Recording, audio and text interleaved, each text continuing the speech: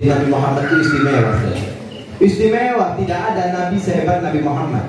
Tidak ada manusia dari manapun, dari zaman Nabi Adam sampai akhir zaman sekalipun, tidak akan ada yang sehebat Nabi Muhammad SAW. Manusia terbaik, manusia pilihan, manusia paling istimewa. Siapa beliau?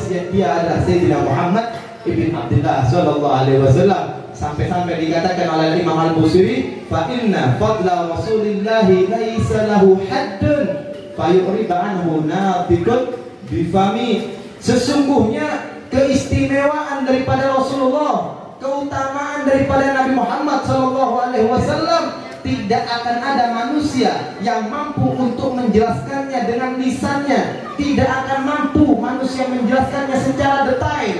Tidak mungkin ada manusia yang bisa menjelaskan keutamaan Nabi Muhammad secara keseluruhan. Yafnaz zamanu wa fihi lam yusofi. Sampai akhir zaman sekalipun, jikalau kita ceritakan kehebatan Nabi Muhammad, maka sampai akhir zaman sekalipun tidak akan pernah habis keistimewaan daripada Nabi Muhammad Sallallahu Alaihi Wasallam. Bahkan kita semua termasuk para hadirin dirahmati Allah, kita semua dijadikan umat terbaik bukan karena ibadah kita, dijadikan umat terbaik bukan karena sholat kita, dijadikan umat terbaik bukan karena banyaknya puasa kita, bukan, tapi karena kita menjadi umatnya Nabi Muhammad Sallallahu Alaihi Wasallam.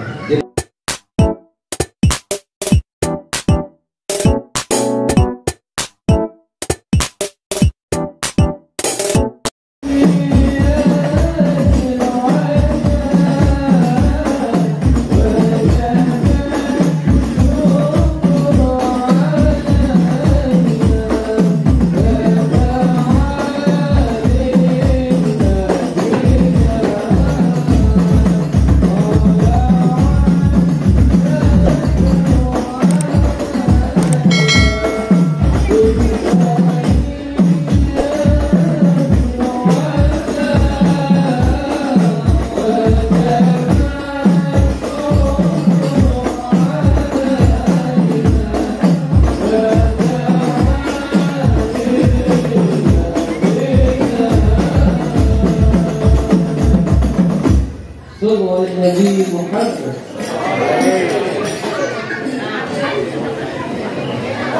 Jadi Nabi Muhammad berada keluar Afrika malah.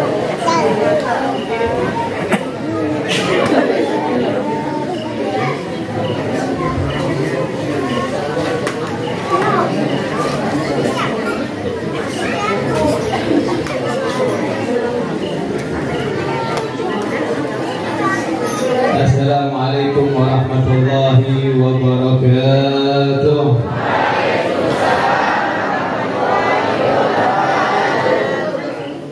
Bismillahirrahmanirrahim. Alhamdulillah.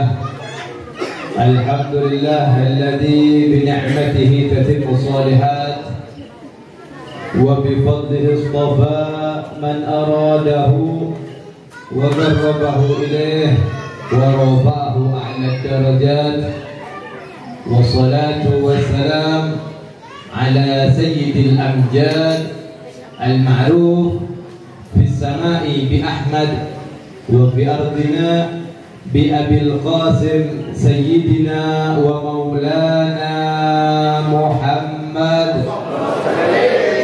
وعلى آله وأصحابه وخلفاء السادات القادات.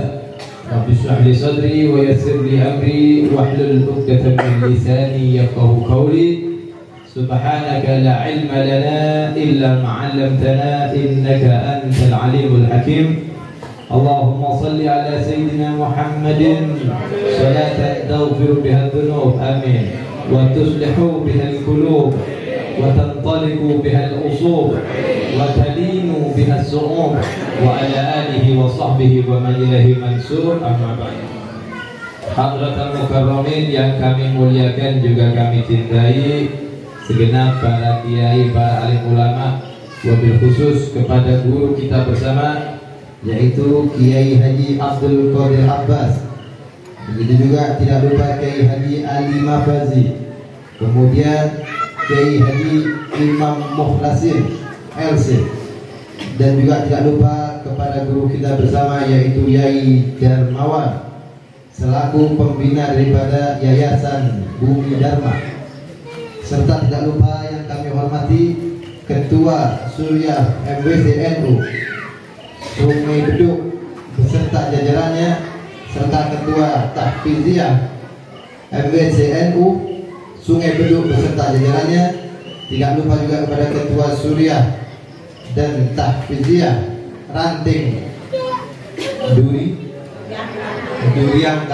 Duriangkang beserta jajarannya, serta kepada segenap aparatur pemerintahan, baik perwakilan daripada Bapak Lurah Duriangkang yaitu Bapak Rifandi Malik beserta staf-stafnya, Bapak RW, Bapak Aris Iswoyo, Ketua RT dan juga beserta jajarannya, serta kepada segenap Badan Otonom NU Kecamatan Sungai Beduk, Muslimat, Fatayat, Ansor, Banser, Ibnu, IPPNU, Pagar Nusa dan lain-lain. Masya Allah, banyak sekali. Masya Allah. Yang saya hormati semuanya dan mohon maaf apabila ada yang tidak kami sebutkan satu persatu namanya, kami mohon maaf. Tapi insya Allah tidak mengurangi rasa hormat kami. Begitu juga tidak lupa kepada segenap para hadirin dan hadirat yang dirahmati oleh Allah Subhanahu wa taala. Alhamdulillah, kita bersyukur kepada Allah Subhanahu wa taala yang mana pada malam hari ini kita semuanya telah diberikan karunia, diberi anugerah oleh Allah sehingga kita semua mau untuk duduk, untuk hadir, untuk ikut di dalam majlis yang penuh dengan keberkahan ini. Kita tahu yang mengetuk hati kita untuk mau hadir ke tempat ini adalah Allah Subhanahu wa taala. Kita didatangkan di tempat ini sehingga kita duduk untuk menghadiri acara peringatan Maulid Nabi kita tercinta Sayyidina Muhammad ibn Abdullah sallallahu alaihi wasallam. Ini nikmat dari Allah.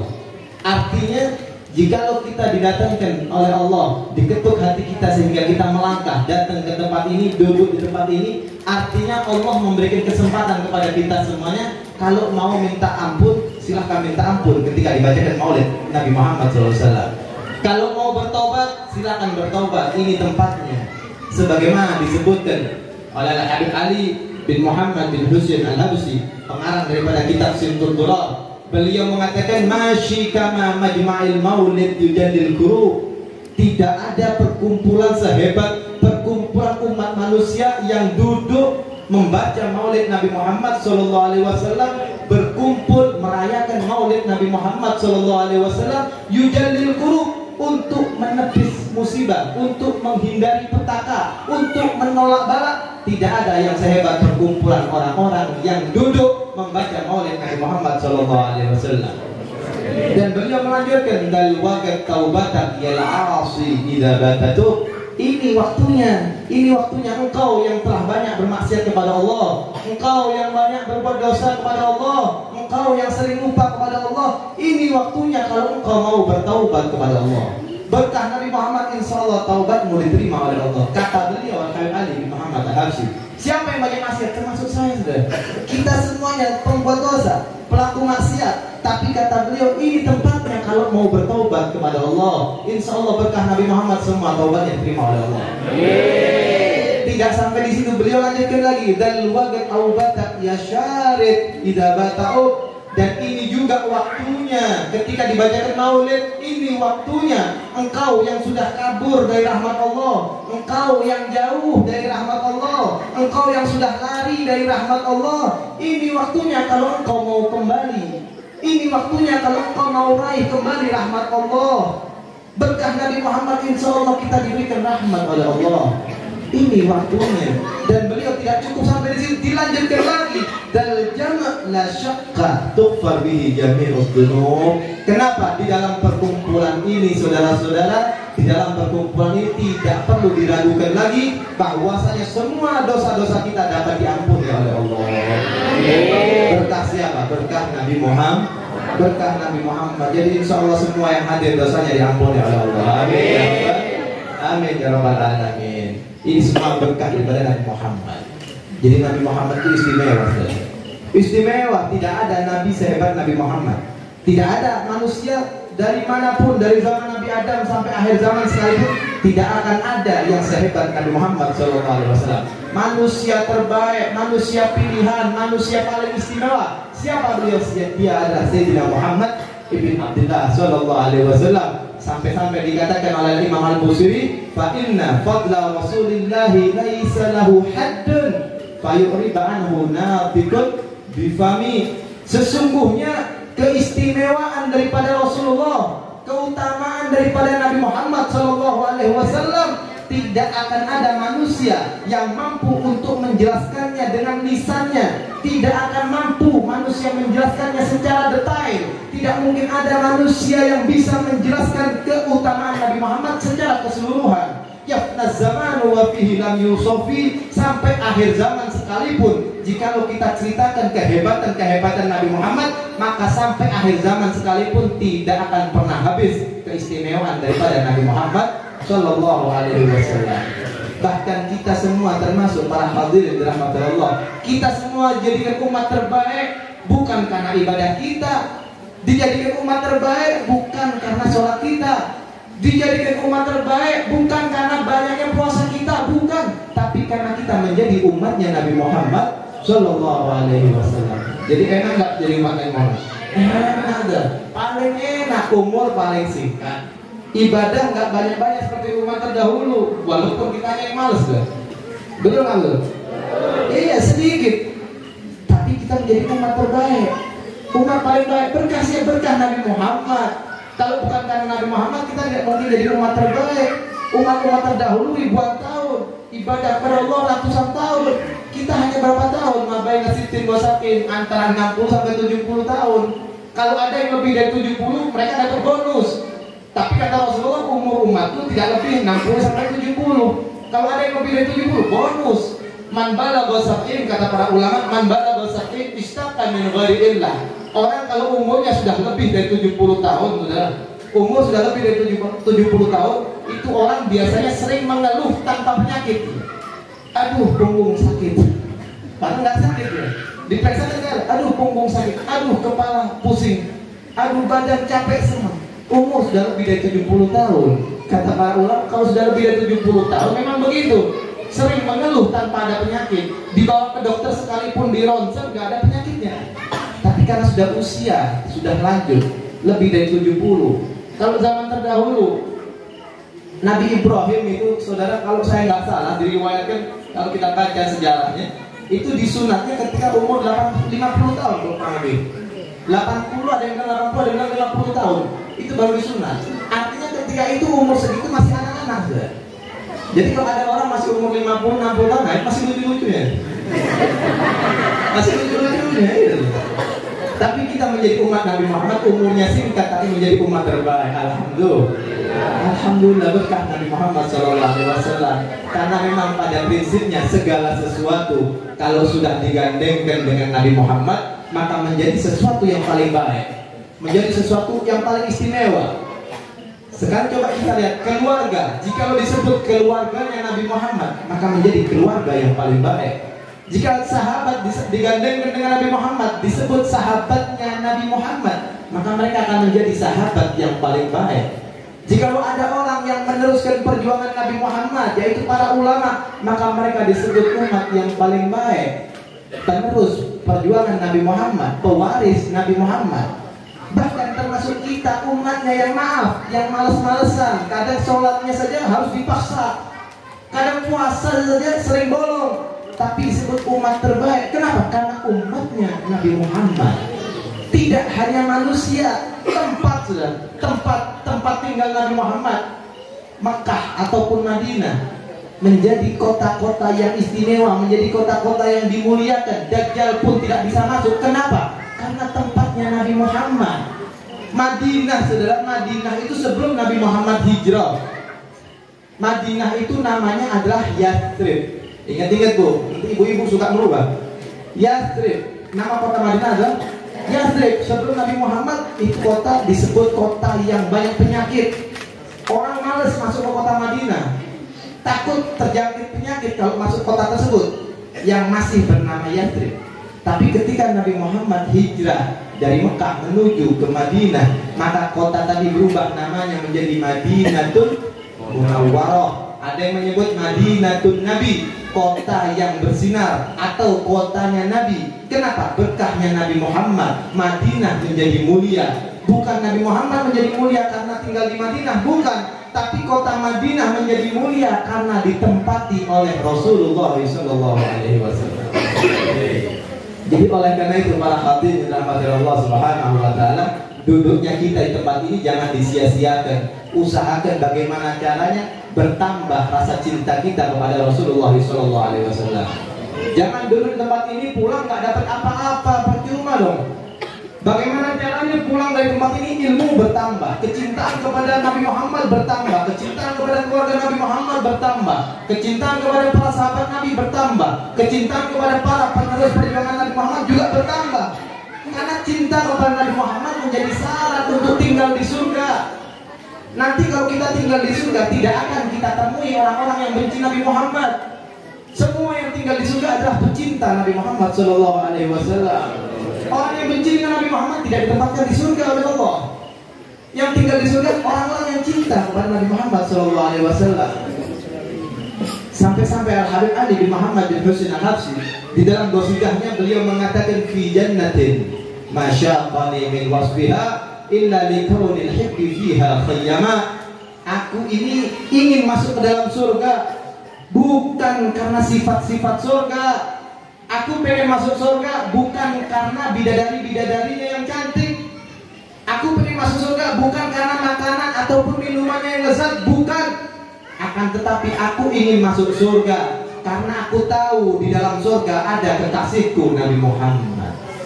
Aku ingin tinggal di surga untuk berkumpul dengan Nabi Muhammad.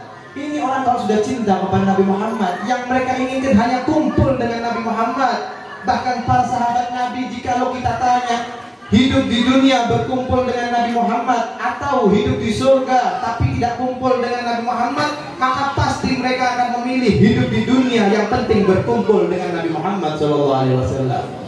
Apalah arti surga jikalau tidak ada Nabi Muhammad? Apalah indahnya surga jikalau tidak dikumpulkan dengan Nabi Muhammad? Jikalau kita contohkan begini Pak, biar gampang kita pahami. Contoh, kalau misal ada pengantin baru, disiapkan kamarnya dihias, pintu masuk diberi bunga-bunga, begitu masuk ke dalam diberi karpet yang empuk, dikasih ranjang yang mewah bagus, kasur yang tebal empuk bagus mewah mahal, belum lagi jendela dihias indah, diberi lampu yang berkilauan indah, mahal, mewah. Walhasil itu kamar pengantin istimewa. Coba bayangkan sekarang kalau kamar pengantin tadi, ketika sang pengantin masuk ke dalam kamarnya tapi tidak ada istrinya, atau istri tidak ada suaminya, hanya sendiri masuk ke dalam kamar yang indah tadi, bagaimana kira-kira rasanya? Tidak akan ada kenikmatan. Walaupun itu kamar mewah, walaupun penuh dengan hiasan, walaupun harum, tapi tidak kumpul dengan kekasihnya, apalah arti keindahan? Begitulah perumpamaan para kekasih-kekasih Allah. Mereka hidup di surga, walaupun surga itu indah, jika tidak kumpul dengan sang kekasih, dengan Rasulullah, apalah arti keindahan?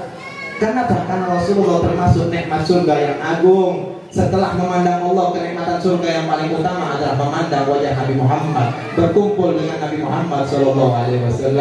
Jadi oleh karena itu kita umat Nabi Muhammad, jikalau tidak sampai, tidak berhasil, tidak dapat memandang wajah Nabi Muhammad, maka kita termasuk orang-orang yang rugi. Duduk hadir majelis Nabi Muhammad, tapi mata kita tidak pernah memandang keindahan wajah Nabi Muhammad, maka kita termasuk orang-orang yang rugi, saudara-saudara. Minimal bagaimana caranya Rasulullah hadir dalam tidur kita. Bagaimana caranya minimal Rasulullah datang dalam mimpi kita.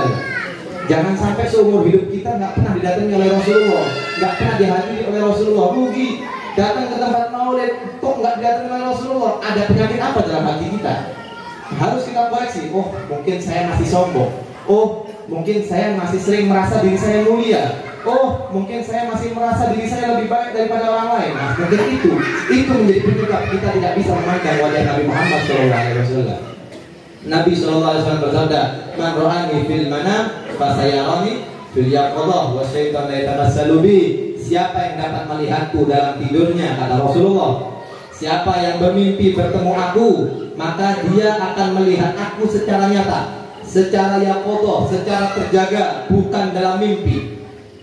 Para ulama mentafsiri hadis ini, saudara-saudara. Mereka tafsiri bahwasanya siapa yang bermimpi bertemu dengan Nabi Muhammad SAW, maka dia akan melihat Nabi Muhammad sebelum mati. Sebelum mati, bukan nanti di akhirat, bukan nanti ketika kita sudah dibangkitkan dari kubur, bukan. Tapi ketika kita masih di dunia, Habib yang benar. Minimal ketika nyawa kita mau dicabut, ketika malaikat Israel datang untuk mencabut nyawa kita, datang Rasulullah untuk menuntun kita mengucapkan kalimat La ilaha illallah Muhammad Rasulullah SAW. Itu sudah. Jadi kalau kita berhasil mimpi bertemu dengan Rasulullah, insya Allah kita akan bertemu secara terjaga. Oh Habib, berarti bukan mustahil. Bukan mustahil. Banyak para ulama yang bertemu dengan Rasulullah setiap harinya. Habib Soleh Tanggul sudah. Habib Soleh Tanggul, kan saya dari Tanggul, ceritanya Habib Soleh Tanggul. Habib Soleh Tanggul itu ketika beliau khulwat, ketika beliau uzlah, menyendiri daripada keramaian, itu ada satu orang bertanya ketika beliau sudah keluar, Habib, ketika engkau sedang khulwat, berarti engkau itu selalu sholat munfarid, engkau sholat sendirian. Padahal sholat berjamaah itu 27 derajat. Katanya engkau wali, masa engkau sholat sendiri? Engkau dalam kamar sendiri, sholat sendiri. Kata Habib Soleh Tanggul itu, selama aku khalwat, setiap aku sholat, aku selalu berjamaah dengan Rasulullah SAW. Apakah beliau bohong? Kalau bohong tak jadi wali. Kalau bohong tak jadi wali. Dan itu juga yang terjadi dengan orang-orang terdahulu, ulama-ulama terdahulu. Banyak yang dapat memandang wajah Rasulullah secara terjaga, tergantung magom kita bagaimana. Kadang ibu-ibu kecil hati, wow Habib, berarti saya perempuan susah dong bisa melihat Rasulullah. Kata siapa?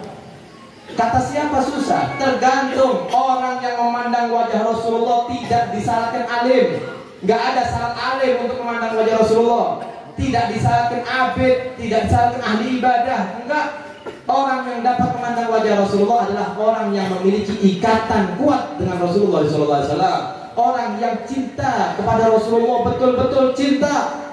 Dan orang yang banyak membaca sholawat kepada beliau, banyak mengirimkan sholawat kepada Rasulullah. Gak harus alim, berarti ibu-ibu pun bisa. Bahkan diriwayatkan ada satu orang waliyah. Waliyah itu berarti wali tapi perempuan. Namanya Syekhah Sultana. Ingat bu, Syekhah Sultana, jangan dirubah. Syekhah Sultana. Syekhah Sultana ini saudara-saudara perempuan. Tapi dalam riwayat hidupnya setiap hari beliau selalu berkumpul dengan Nabi Muhammad, bertemu dengan Nabi Muhammad SAW secara terjaga.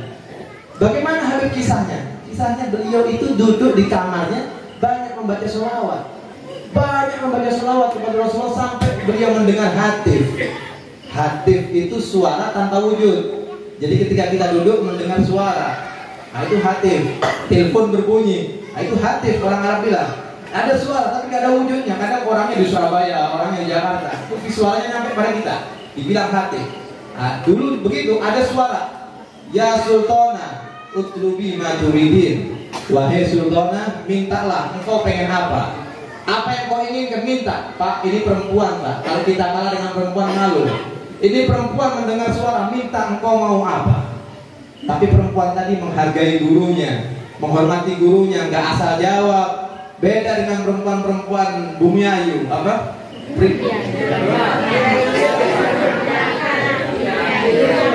Bumi Ayu. Ribet namanya bu.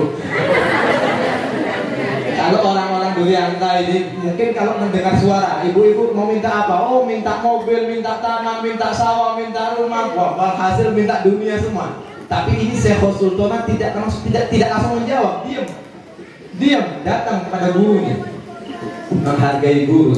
Ini contoh. Jangan asal kita jawab. Datang kepada gurunya, beliau tanya, wahai guruku, ketika aku memperbanyak membaca sholawat kepada Rasulullah SAW, aku mendengar hatif yang mengatakan utlubi maturidin, mintalah apa yang kau mau. Aku harus minta apa wahai guruku? Permintaan apa yang seharusnya aku minta? Maka sang guru menjawab, engkau pengen apa wahai Sultana? Apa yang kau inginkan? Beliau menjawab, uridu Uridu maqaman laisa fawqa shay'un minal maratib. Aku menginginkan satu kedudukan yang tidak ada kedudukan lain yang dapat mengunggulinya. Aku ingin satu derajat yang tidak ada derajat lain di atasnya, derajat yang paling tinggi. Maka sang guru mengatakan, mintalah kepada Allah untuk bertemu Nabi Muhammad SAW secara terjaga, bukan dalam mimpi. Minta bertemu Rasulullah secara yaqodo. Akhirnya kembali ke tempat munajatnya tadi, diperbanyak lagi sholawatnya sampai mendengar hatib tadi, mendengar suara tadi, utrubi maturidin, mintalah apa yang kau mau. Maka beliau mengatakan, Syekh Mahdul tadi mengatakan, beliau menjawab, Abgha ijtima' bin Nabi SAW yaqodatan. Aku ingin berkumpul dengan Nabi Muhammad SAW secara nyata, secara terjaga. Akhirnya dikabulkan oleh Allah. Dikabulkan oleh Allah. Kenapa? Karena banyaknya bersolawat kepada Nabi Muhammad SAW. Sampai-sampai diriwayatkan tetangga-tetangga rumahnya, kalau ada hajat, ada kepentingan, ada keperluan, datang ke rumah Syekh Sultana. Wahai Syekh Sultana, tolong sampaikan salamku kepada Rasulullah. Aku punya hajat begini, aku punya hajat begini. Sampaikan agar didoakan oleh Rasulullah. Begitu datang waktu malam, waktu munajat, bertemu lagi dengan Rasulullah, disampaikan salam daripada tetangga-tetangganya. Ini perempuan, masa dia kita kalah yang laki-laki itu? Kalau yang laki-laki dan didikan daripada ulama terdahulu, ini untuk yang laki, kok tadi perempuan, yang laki nggak boleh kalah. Ada ulama terdahulu ketika masih kecil dididik oleh ibunya, nak, kamu masuk dalam kamar, diam di dalam kamar sampai kamu bertemu dengan Nabi Muhammad SAW. Kalau nggak bertemu dengan Nabi Muhammad, nggak usah keluar dari kamar, diam saja di kamar. Pokok bagaimana caranya kamu harus bertemu dengan Nabi Muhammad SAW. Jadi anak kecil dididik seperti itu. Nah, ini ditutup pintu, setiap hari dikirim makan sama ibunya, kamar mandi disediakan, dan anak itu tidak pernah ditemui oleh ibunya. Selama engkau belum bertemu dengan Nabi Muhammad, jangan akui aku sebagai ibumu. Ini didikan dahulu seperti itu agar sang anak bertemu dengan Nabi Muhammad. Jangan akui aku sebagai ibumu, jangan panggil aku ibumu jika engkau belum bertemu dengan Nabi Muhammad. Masya Allah. Akhirnya sang anak dibiarkan sehari, 2 hari, sebulan, 2 bulan, sampai setahun, 2 tahun. Gak lama sang anak teriak, wahai ibuku, aku telah bertemu dengan Nabi Muhammad SAW. Senang sang ibu. Betul engkau bertemu dengan Nabi Muhammad? Betul. Ya qodatan au fil manam. Engkau bertemu secara terjaga atau dalam mimpi? Sang anak menjawab, aku bertemu Rasulullah dalam mimpiku. Beliau hadir dalam tidurku. Kalau masih datang dalam tidurmu, kalau cuma datang lewat mimpi, jangan keluar dari kamar. Jangan akui aku sebagai ibumu, dan kamu jangan mengaku sebagai seorang lelaki. Masya Allah. Jangan ngaku laki-laki kata ibunya kalau belum bertemu dengan Nabi Muhammad.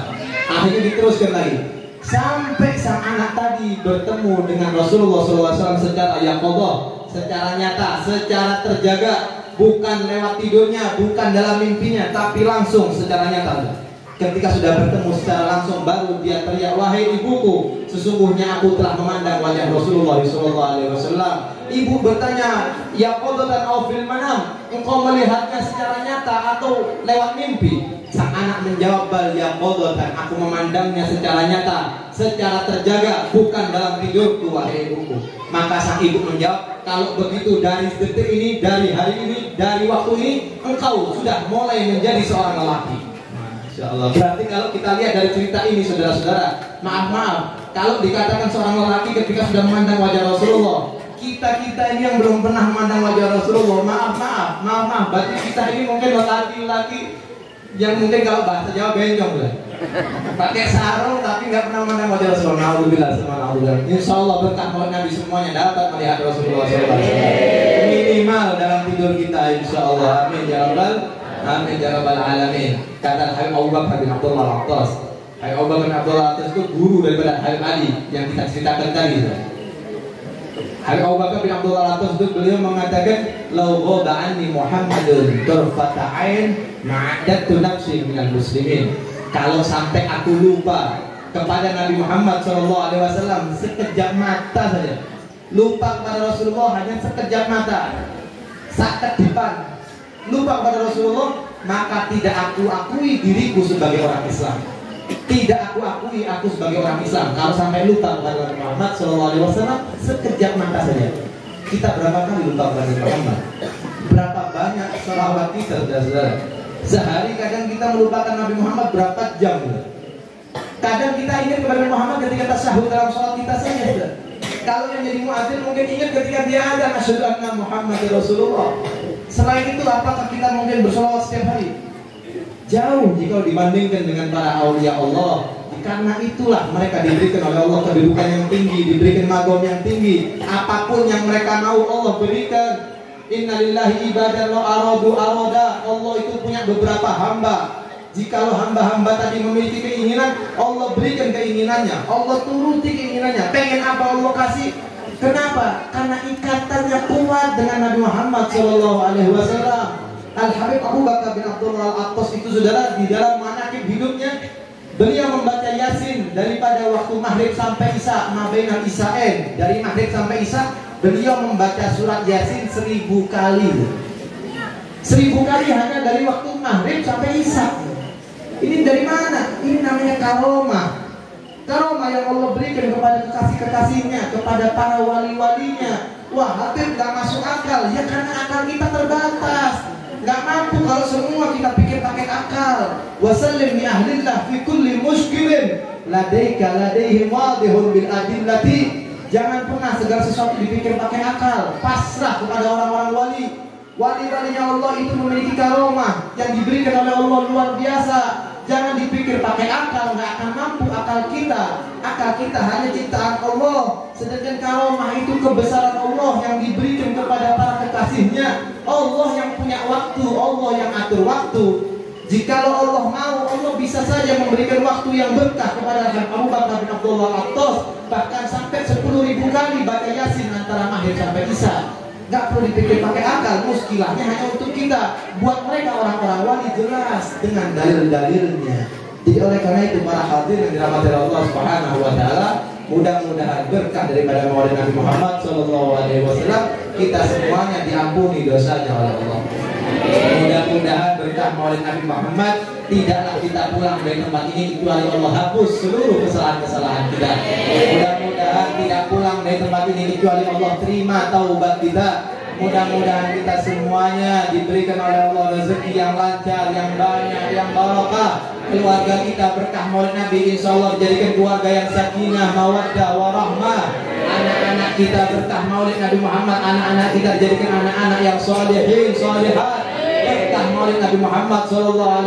Insya Allah jikalau sudah datang waktunya mati untuk kita, datang ajal menjemput, insya Allah semuanya husnul khatimah, semuanya meninggal dalam keadaan yang baik. Ya Allah biha, ya Allah biha, ya Allah bihusnil khatimah, ya Allah biha, ya Allah biha, ya Allah bihusnil khatimah, ya Allah biha, ya Allah biha, ya Allah bihusnil khatimah. Mudah-mudahan kalimat terakhir yang keluar dari lisan kita adalah kalimat la ilaha illallah Muhammad Rasulullah sallallahu alaihi wasallam. Mudah-mudahan ketika kita semuanya sudah menjadi penghuni kubur, sudah menjadi penduduk kubur, sudah tinggal dalam kubur, mudah-mudahan Allah berikan rahmatnya kepada kita. Mudah-mudahan kita semua diberikan nikmat di dalam kubur, kita dijauhkan daripada siksa kubur, kita diberikan kemudahan untuk menjawab pertanyaan-pertanyaan kubur, difasihkan lisan kita untuk menjawab pertanyaan malaikat Munkar dan Nakir. Dan ketika kita dibangkitkan dari kubur, mudah-mudahan semuanya termasuk golongan orang-orang yang aman, berkumpul dengan orang-orang yang aman, sehingga kita semuanya merasa aman. Dan kita berharap mudah-mudahan berkah maulid Nabi, kita yang banyak dosa, banyak bermaksiat, mudah-mudahan semuanya mendapatkan syafaat Nabi Muhammad SAW. Mudah-mudahan semuanya mendapat syafaat Rasulullah. Mudah-mudahan semua mendapatkan syafaat Sayyidina Muhammad. Dosa kita banyak, maksiat kita banyak, harapan kita hanya dua, rahmat Allah dan juga syafaat Nabi Muhammad SAW. Dan kita minta berkah maulid Nabi, mudah-mudahan semuanya ketika dihadapkan di depan jembatan Shiratal Mustaqim, mudah-mudahan semuanya lolos untuk melewati jembatan tersebut. Mudah-mudahan dikuatkan langkah kita, dimantapkan langkah kita, tidak ada kesusahan untuk kita melewati jembatan Shiratal Mustaqim, sehingga kita semuanya selamat daripada siksa api neraka. dan kita minta kepada Allah mudah-mudahan kita semuanya dapat minum air telaga Kautsar langsung dari tangan suci Nabi Muhammad sallallahu alaihi wasallam, syurbatan hani'atan la natma'u ba'daha abada. Siapa yang berhasil minum air telaga Kautsar, maka orang itu tidak akan merasakan haus untuk selama-lamanya. Mudah-mudahan kita semuanya termasuk orang-orang yang dapat minum air telaga Kautsar langsung dari tangan suci Nabi Muhammad SAW. Dan kita minta kepada Allah mudah-mudahan kita semuanya dimasukkan ke dalam surga, berkumpul dengan orang tua kita, berkumpul dengan anak-anak kita, berkumpul dengan guru-guru kita, berkumpul dengan para aulia wasyuhada wassalihin, dan kita semuanya disambut oleh Rasulullah SAW. Mudah-mudahan apa yang kita minta di tempat ini dikabulkan oleh Allah. Mudah-mudahan yang kita minta dikabulkan oleh Allah, berkah Maulid Nabi Muhammad SAW. Allahumma innaka amartana bid-du'a wa wa'adtana al-ijabah fastajib ma da'awnaka kama wa'adtana innaka la tukhliful mi'ad bi rahmatika ya arhamar rahimin ya arhamar rahimin ya arhamar rahimin. Wa sallallahu ala sayyidina Muhammadin wa ala alihi wa sahbihi wa sallam walhamdulillahi rabbil alamin bisiril Fatihah.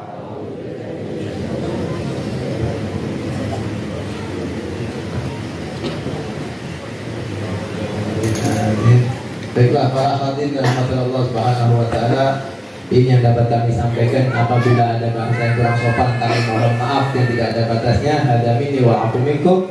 Wassalamualaikum warahmatullahi wabarakatuh.